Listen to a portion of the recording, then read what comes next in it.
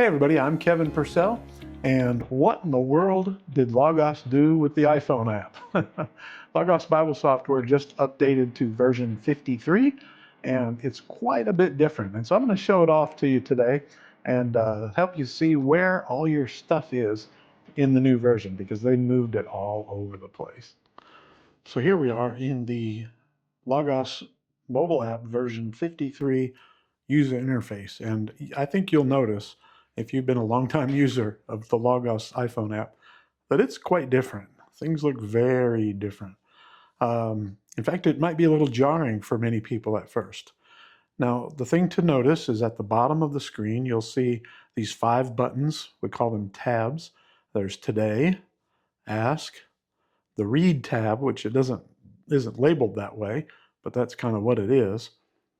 And then there's the Study tab and the More tab. So let's go ahead and start with Today.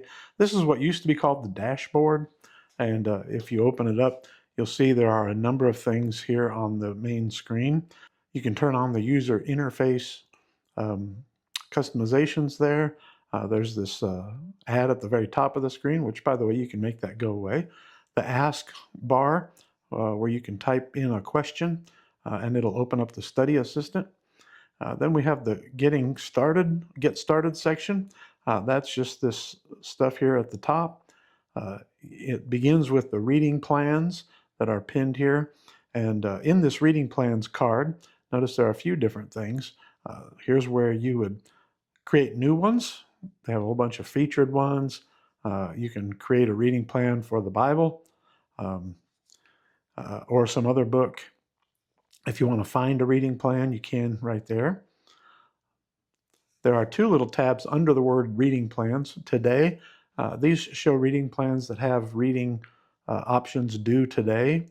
And then the Anytime, these are reading plans that do not have timed things. It's just read as you go, read on your own. It shows that there are 8 more of those there. And if you tap Manage Your Plans, it'll open up a new screen with all of the plans that you have. Or you can find new ones here, start new ones here. Just below the reading plans, notice that there are some layouts and quick layouts. Now, by default, it's only going to show a couple of quick layouts, but I have added some things. And so if you click that little plus button at the top next to Get Started, notice that it'll show you things that you can add, like a daily devotional or a layout, a lectionary, prayer list, or you can put one of these reading plans that you have right here in its own card. Now let's go ahead and tap on layouts. These are saved layouts that it has that are not open yet. So if you wanted to add one of those, let's say I'll add my CSB Study Bible, there it is. Now these you can grab and scroll up and move it up here if you would like. Now I'm going to go ahead and remove that card because I don't really use it much. So if you tap on this, first of all, it's going to save the current layout, or you can continue without saving changes. So I'll do that. And that'll open up that new ESV Study Bible reading plan. Let's look at the Ask screen.